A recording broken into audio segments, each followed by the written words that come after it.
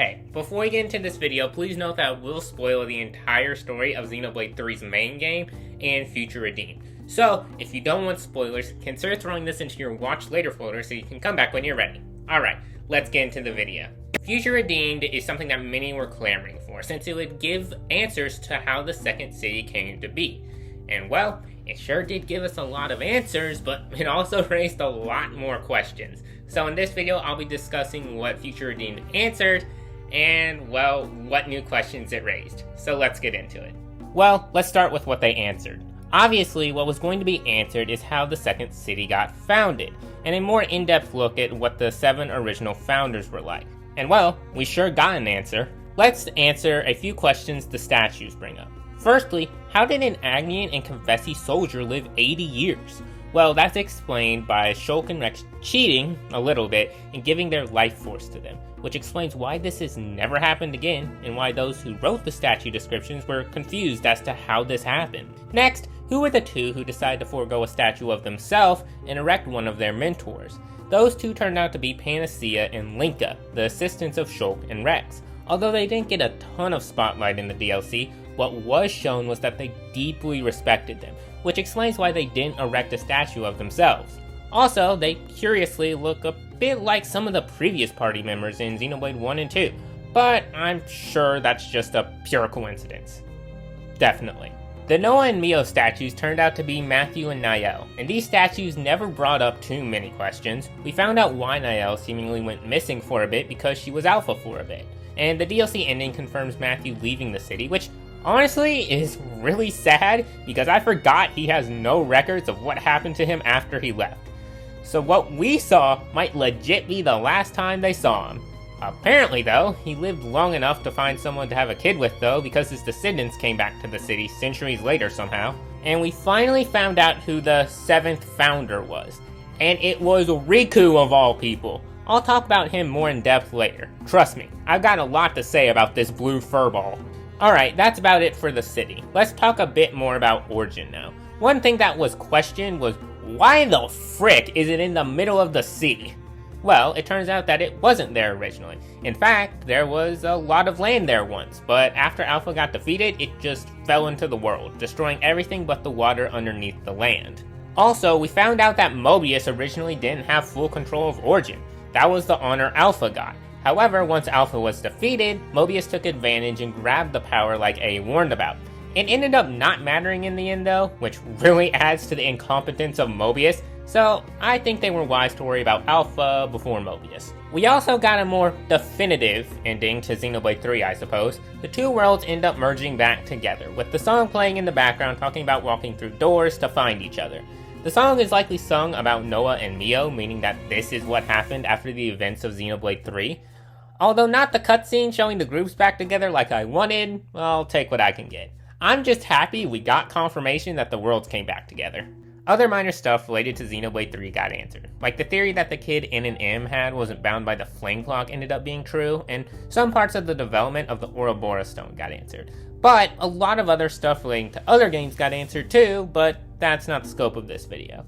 And I'm sure there are plenty of videos by other people who know a lot more about the lore than me answering those questions, so now let's take a look at what new questions the DLC gave us. So one thing that I looked forward to once it was revealed the DLC was a prequel to the game was the notion that a more firm timeline would be given like Torna gave Xenoblade 2 in some ways.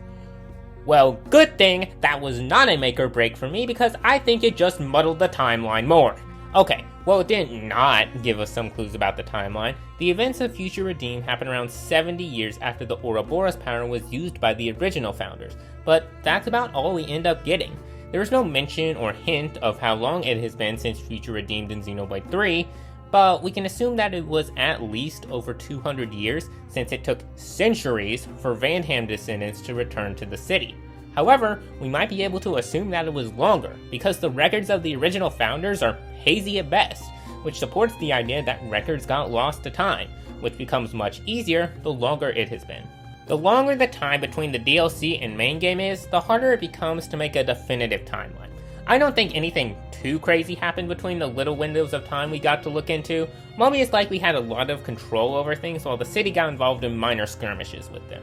and while it isn't necessary to understand or enjoy what happens in the game, it'd be nice to have.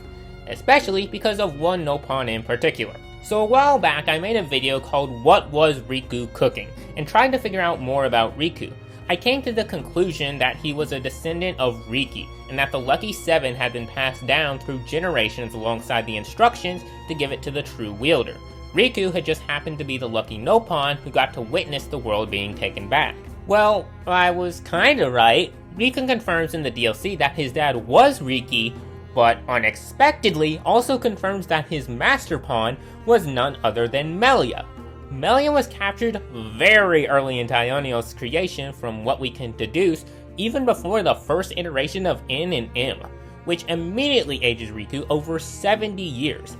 And then add that to at minimum 200 years, by the time Noah meets Riku, he has at least lived for 270 years.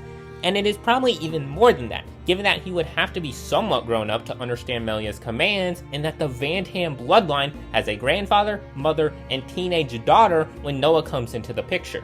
This then brings into question the age of other characters. Assuming that it has been at least 70 years since the first Ouroboros power being used effectively, how the frick do Shulk and Rex, normal humans, look like they're in their 40s to 50s? In fact, Rex pretty much looks the same as he does in Ionios as he does in the Nia picture of them in Allrest. What kind of time paradox thing is going on here? We didn't question Nia and Melia because they have long lifespans normally, but apparently that might not be the reason they only look slightly older than when we last saw them.